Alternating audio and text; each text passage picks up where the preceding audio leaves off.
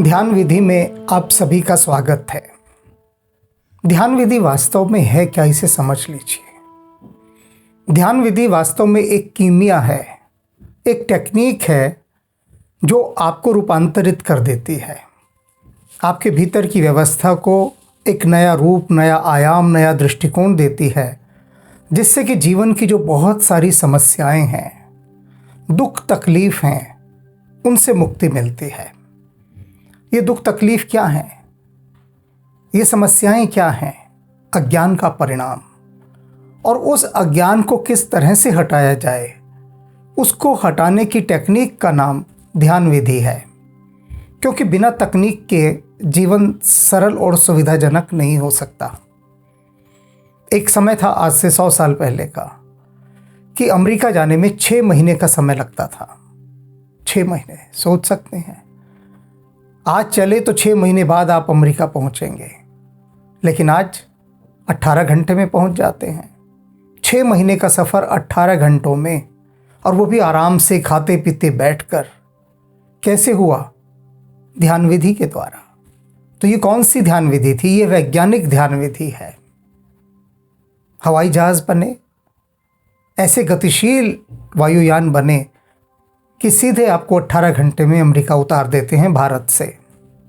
जो 6 महीने का समय लगता था, वही ध्यान विधि में होता है कि आपकी जीवन की ऐसी समस्याएं जो आपको पहाड़ जैसी लगती हैं, उन्हें ये ध्यान विधियां फूल जैसा बना देती हैं। आज हम बात करेंगे गरीबों के लिए ध्यान विधि पर। बहुत पहले हमारा वीडियो आया था अमीरों के लिए ध्यान विधि। अनेक लोगों ने तब अपनी आपत्तियां प्रकट की थीं कि अमीरों के लिए ही क्यों? आपने सबसे पहले अमीरों के लिए ध्यान विधि बनाई, गरीबों के लिए क्यों नहीं बनाई? लेकिन यदि हम गरीबों के लिए ध्यान विधि सबसे पहले बनाते, तो किसी अमीर आदमी का कोई सवाल कभी नहीं आता कि यह क्या बात हुई, आपने गरीबों के लिए ध्यान विधि बनाई, अमीरों के लिए क्यों नहीं बनाई? तो अब सवाल है कि गरीबों ने क्यों इस पर आपत्ति उठाई कि आपने अमीरों के लिए ध्यान विधि क्यों बनाई? क्योंकि एक जो फासला है ना धन का बहुत बड़ा, जिसने एक विभाजन कर दिया, एक को गरीब कहा, एक को अमीर कहा। इस विभाजन से गरीबों को तकलीफ होती है बहुत ज़्यादा, क्योंकि वे भी अमीर बनना चाहते हैं। अच्छी बात है अमीर बनना। अमीर बनना इस बात का परिचायक है कि व्यक्ति पुरुषार्थी है, सौभाग्यशाली है, अपनी सूझबूझ से और भगवान की कृपा से वह लक्ष्मी जी की कृपा पा रहा है। बस इतना ही अर्थ है अमीर होने का। ये सारी चीज़ें एक साथ आकर मिल जाएं तो व्यक्ति अमीर बन जाता है। अब अमीरों के लिए सबसे पहले कोई भी चीज़ क्यों की जाती है, इसे समझ लीजिए। उसका एक कारण है कि एक गरीब को अगर हमने कुछ रूपांतरित कर दिया तो कोई ज़्यादा भला इस धरती का नहीं होगा। लेकिन यदि एक अमीर आदमी रूपांतरित होता है, तो वह न जाने कितने गरीब लोगों का भला कर सकता है, इस धरती का भला कर सकता है, क्योंकि उसके पास धन है। और धन का अर्थ होता है एक शक्ति। उस शक्ति का इस्तेमाल वह इस धरती को सुंदर बनाने के लिए कर सकता है, यदि अमीर व्यक्ति पर पहले काम हो। तो ये तो एक भूमिका थी। अब हम चलते हैं गरीबों की ध्यान विधि, कि गरीबों की ध्यान विधि है क्या। अब गरीबों के लिए एक ही ध्यान विधि हो सकती है कि किस तरह से वे अपनी गरीबी से छुटकारा पाएं और अमीर होने की यात्रा पर चलें। अन्य कोई ध्यान विधि गरीब के लिए उपयोगी नहीं है। कितना भी उसको पूजा पाठ का काम दे दिया जाए, कोई मंत्र दे दिया जाए जपने के लिए, कुछ भी करने को दे दिया जाए, लेकिन उसकी भीतर की जो चेतना है वह धन पर ही अटकी रहेगी। कहते हैं ना, भूखे पेट ना होई भजन गोपाला। भूखे आदमी को चांद भी रोटी दिखाई देता है। अब जो गरीब आदमी है, उसे लाख भक्ति की बात समझाइए, सुनेगा भी, समझने का प्रयास भी करेगा, लेकिन उसकी जो भूख है, अर्थात उसकी जो आवश्यकताएं हैं, उसकी जो रिक्वायरमेंट हैं, डिज़ायर्स हैं, वह धन पर टिकी हैं सारी। अब जब सब कुछ धन पर टिका है तो क्यों ना सबसे पहले धन की ही ध्यान विधि दी जाए कि कैसे धन कमाया जाए। यह बात अलग है कि धन की ध्यान विधि देने के बाद यदि वह धनी बन जाए और उसके बाद केवल धन की ही यात्रा पर चलता रहे, जो कि स्वाभाविक है, तो फिर वह ध्यान की यात्रा पर नहीं चलेगा। यही होता है जीवन में। एक बार जो धन की यात्रा पर निकल गया तो वहाँ पर वह इतनी गति से, इतनी स्पीड से चलता है आगे कि देखता है तो नीचे ब्रेक लगाने का कहीं कोई ऑप्शन दिखाई ही नहीं देता। बस एक्सीलेटर ही होता है कि दबाए जाओ और धन की गाड़ी को भगाए जाओ, क्योंकि उसमें एक नशा, एक गुरूर, एक सुरूर, सब कुछ छिपा होता है धन के अंदर, जो इंसान को बेकाबू कर देता है। धन की यात्रा से ध्यान की यात्रा पर विरले आ पाते हैं। तो अब गरीब ध्यान की यात्रा कैसे करे? वह तो गरीब है। ध्यान की थोड़ी सी टेक्निक सीखनी होती है, और जब वह विधि सीख ली जाती है तब सब कुछ आसान हो जाता है। अब किसी व्यक्ति को कहो चाय बना दे भाई, और उसने जीवन में चाय ना बनाई हो, तो वह क्या कहेगा कि चाय बनाना तो जीवन का सबसे मुश्किल काम है। आप कहेंगे अरे इसमें मुश्किल क्या है, ये देख, और आप उसको चाय बनाने की विधि बताएंगे कि कुछ नहीं, पानी उबाल, जब उबल जाए इसमें थोड़ी पत्ती डाल दे, चीनी डाल दे, दूध डाल दे, उबाल दे, बन गई चाय। तो वह बड़ा हैरान होकर कहेगा अच्छा इतना आसान था चाय बनाना। कब तक मुश्किल था उसके लिए चाय बनाना? जब तक उसको चाय बनाने की विधि नहीं मालूम थी, तब तक। और यही बात धन कमाने को लेकर है। अब हम एक गरीब आदमी पर आते हैं। तो गरीब आदमी का सबसे नीचे वाला उदाहरण मैं उठाता हूँ, सबसे नीचे वाला। बरसों पहले की बात है, हमारे घर के पास एक और घर बन रहा था। तो घर जब बनता है तो सामान्यतः एक चौकीदार रखा जाता है। तो उस मालिक मकान ने एक चौकीदार रखा। चौकीदार का परिवार था, उसकी पत्नी थी, उसके 4 बच्चे थे, छोटे छोटे, एक एक 2-2 वर्ष के अंतराल पर होंगे 4 बच्चे। अब वो जो चौकीदार था वो अपने चारों बच्चों को किसी न किसी तरह से करके मंदिर के बाहर बिठा देता था रोज़, कि उन बच्चों पर दया करके लोग कुछ दे जाएं, खाने पीने का इत्यादि। उसकी पत्नी वो उस मकान की चौकीदारनी थी, और जो स्वयं चौकीदार था वह दिन में रिक्शा चलाता था, जिससे डबल कमाई हो। पत्नी सारा वो देखती थी, देखभाल उस घर की। अब वो जो जितना कमाता था उसको वो शराब में उड़ा दे, तम्बाकू में उड़ा दे, सिगरेट में उड़ा दे, यानी नशों में उड़ाता था पैसा। और जब देखो तब यही रोना रोता था कि बाबूजी हम तो गरीब लोग हैं, हमारे बच्चे ऐसे ही रहते हैं, दया करो थोड़ी। मैंने उसे एक दिन समझाया, मैंने कहा बात सुन, तेरे 4 बच्चे, पहले तो 4 होने नहीं चाहिए थे, चलो ठीक है 4 बच्चे, अब जितना तू कमाता है, रोज़ शराब पीता है, इन पैसों से अगर तू अपने बच्चों के लिए कपड़े लाए और चीज़ें लाए तो कोई कमी नहीं है। तेरी पत्नी भी कमा रही है, तू भी कमा रहा है, लेकिन तू एक काम कर, अगर सच में चाहता है कि तू अपने जीवन को बदलना, 1 साल तक ये काम करके देख, कोशिश कर। और करना क्या है तुझे कि जो भी तू कमाए रोज़ का, उसे इकट्ठा करता रहे, क्योंकि देता तू अभी भी नहीं है घर पर पैसे।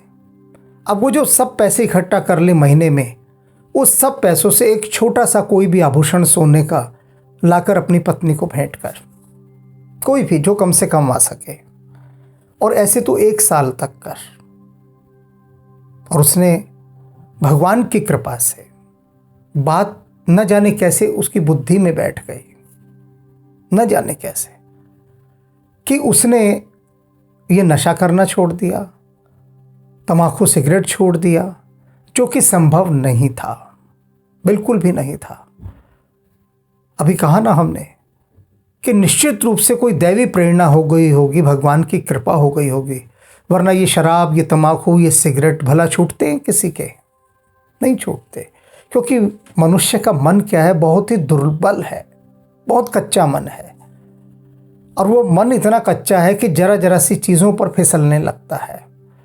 तो जहाँ भीतर एक कुलबुलाहट उठी, एक तड़प उठी भीतर कि सिगरेट पीनी है, शराब पीनी है, तम्बाकू खाना है, तो वो जो तलब लगती है ना, वो तलब इतनी ज़्यादा होती है कि व्यक्ति खुद को रोक नहीं पाता। रोकेगा कैसे?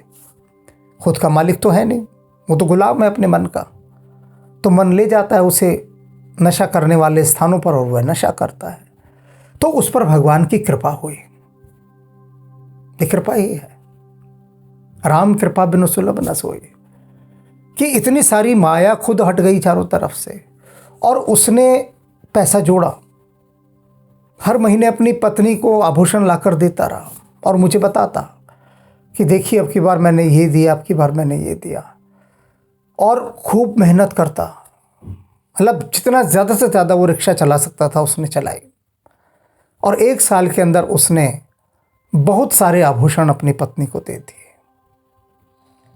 और उसका हिसाब लगाया गया। उस समय उनका मूल्य हज़ारों रुपए था। उस समय तो हज़ारों रुपए भी तब बहुत हुआ करते थे। और वो एक उत्साह से भर गया, एक खुशी से भर गया। मैंने कहा तू इसी तरह से इस विधि को करता रहे, और एक दिन ऐसा आएगा कि तुझे अपने बच्चों को पढ़ाने के लिए या भविष्य में इनका विवाह इत्यादि करने के लिए कभी किसी के आगे हाथ फैलाने की ज़रूरत नहीं पड़ेगी तेरे पास। और आभूषण क्यों? कि तेरी पत्नी इनको संभाल कर रखेगी, वरना संभालना बहुत मुश्किल है। स्त्रियों के लिए आभूषण बहुत ज़्यादा महत्वपूर्ण वस्तु होती है, और हम भारतीयों के लिए तो विशेष रूप से। तो आभूषण एक तरह की हमारी बचत है, एक ऐसी बचत जो हमारे कठिन समय में हमारे काम आती है और हमें किसी के आगे हाथ नहीं फैलाना पड़ता। उसने करीबन 2 साल तक खूब अपनी पत्नी के लिए आभूषण बनाए। उसके बाद वो घर बन गया, वो कहीं और चला गया, राम जाने फिर क्या हुआ होगा।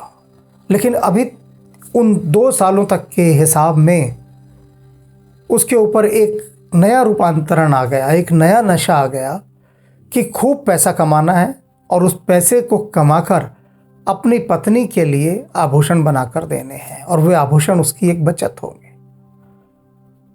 अब ये जो बचत, ये जो गरीब आदमियों के लिए ध्यान विधि में आज दे रहा हूँ, वो यही है कि जो भी गरीब है, जितना भी गरीब है, कुछ तो बचाता है, कुछ तो कमाता है, तो उसको जोड़े और उससे अपनी पत्नी के लिए आभूषण बना बना कर दे।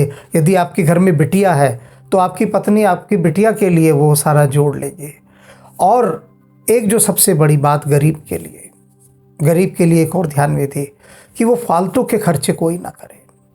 मैंने ऐसे अनेक गरीब देखे हैं यहाँ पर, अनेक गरीब जो 1-1 लाख रुपए का मोबाइल फ़ोन लिए घूम रहे हैं। बताइए कितनी बड़ी नासमझी, कितनी बड़ी नासमझी। उन्हें कोई आवश्यकता नहीं 1 लाख का फ़ोन लेने की। वे चाहते तो 1200 रुपये का भी एक छोटा सा फ़ोन आता है, बहुत अच्छा, उससे बड़ा अच्छा काम चला सकते हैं। उनको बात ही तो करनी है, बात ही तो सुननी है, लेकिन वो 1-1 लाख का फ़ोन ले रहे हैं। मुझे देखकर बहुत दुखद आश्चर्य होता है यह, कि कैसे वो 1 लाख रुपए का फ़ोन खरीद सकते हैं गरीब होने। क्या उनको अपने बच्चे दिखाई नहीं देते? क्या उनको अपनी गरीबी दिखाई नहीं देती? बस अपनी ये झूठी शान दिखाई देती है। महंगी महंगी मोटरसाइकिल खरीदेंगे और बहुत सारी ऐसी महंगी चीज़ें खरीदेंगे जो खरीदने की उनकी औकात नहीं है, जिसकी हैसियत नहीं है, लेकिन कर्जा लेकर। और बाद में कहेंगे कि हम पर बहुत कर्जा हो गया।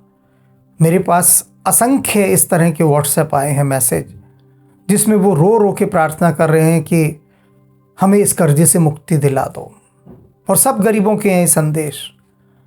किसी ने शादी के लिए कर्जा लिया, कोई आवश्यकता नहीं शादी के लिए कर्जा लेने की। कितनी भी बड़ी से बड़ी शादी हो, आप चाय पकौड़ों में वो शादी निपटा सकते हैं।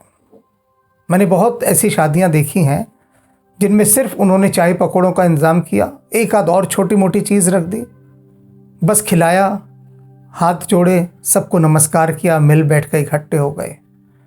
और मैंने ऐसी शादियां भी देखी हैं कि जहां पर पता लगा कि 500 आदमियों की शादी का खर्च ही, खाने पिलाने का खर्च ही 20-25 लाख आ गया है।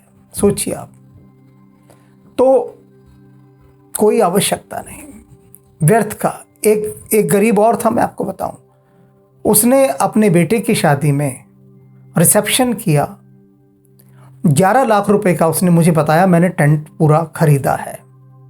इसका मतलब ये होता है टेंट खरीदने का कि वो जितने बाराती थे उसने बताए कि 300 लोग आएंगे, और 11 लाख रुपए उसने लमसम उनको दे दिए कि 11 लाख रुपए में सब हो गया, खाना पीना डेकोरेशन। अब वो सारा 3 घंटे का खेल था, 8 से 11 बजे, 3 घंटे के अंदर उसने 11 लाख रुपए उड़ा दिए।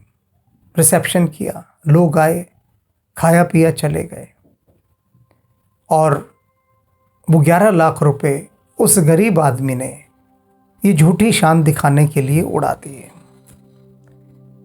अब समझ जाएं सभी गरीब लोग कि जो कम से कम आपके खर्चे हैं उनमें अपनी ज़िंदगी चलाएं।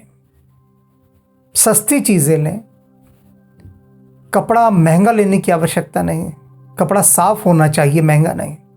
सस्ता कपड़ा लें, सस्ता मोबाइल फ़ोन लें, सस्ते वाहन लें, और कम से कम चीज़ें खरीदें अपने लिए।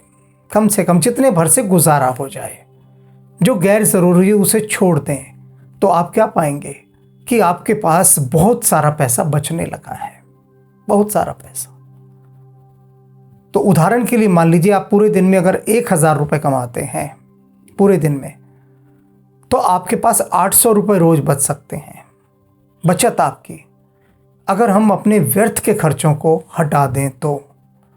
और इस सारी बचत से आप अपनी पत्नी के लिए आभूषण खरीदिए, और फिर देखिए 5 साल के अंदर, सिर्फ 5 साल का रखिए, हर चीज़ 5 साल की चलती है, पंचवर्षीय योजना होती है ना एक, तो ये पंचवर्षीय योजना आप अपनी बनाएं गरीब, कि 5 साल तक कम से कम खर्चे में वे अपना गुजारा करेंगे, कोई फालतू की व्यर्थ की महंगी चीज़ नहीं खरीदेंगे, जो बहुत ज़रूरी होगा उस पर ही पैसा खर्चा जाएगा, और बाकी जो बचेगा उस सब की अपनी पत्नी के लिए आभूषण। इसका और सबसे बड़ा फ़ायदा क्या होगा सुनिए, कि घर में कोई क्लेश नहीं होगा, आपकी पत्नी सदा प्रसन्न रहेगी। और घर में यदि पत्नी प्रसन्न रहे तो घर स्वर्ग रहता है। उसे हर महीने के आखिर में इंतज़ार होगा कि उसका पति उसके लिए कौन सा आभूषण लेकर आएगा, कौन सा आभूषण। तो ये सब गरीब लोग अगर इस ध्यान विधि को करेंगे तो 5 साल के अंदर वो इस गरीबी की रेखा से बहुत ऊपर उठ जाएंगे, और फिर अगले 5 सालों में वे अमीरी की सीमा रेखा में प्रवेश करने लगेंगे, क्योंकि लक्ष्मी जी बड़ी कृपालु होती हैं। यदि कोई उनका सम्मान करता है तो यही उनका सबसे बड़ा सम्मान है।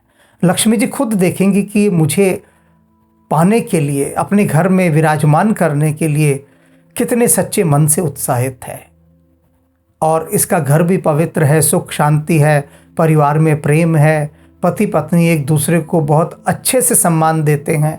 लक्ष्मी जी वहाँ आएंगी ही आएंगी। इस विधि को सभी कर सकते हैं, सभी कर सकते हैं। कहने को तो मैंने कहा है गरीबों की ध्यान विधि, लेकिन वास्तव में इस संसार में सभी गरीब हैं। अमीर तो एक राम जी ही हैं और कोई नहीं। एक तू ही धनवान है गौरी, बाकी सब कंगाल। तो सीता जी धनवान हैं, राम जी धनवान हैं, हम बाकी सब लोग तो कंगाल हैं। सभी उनसे मांग रहे हैं, हम सभी मांगते हैं, मांग ही रहे हैं उनसे। तो वे देखेंगे सीता जी कि किस प्रकार से आप लक्ष्मी मैया का सम्मान करने के लिए आतुर हैं। सीताराम जी आप पर कृपालु होंगे। इस ध्यान विधि के माध्यम से आप राम जी को नमस्कार करें।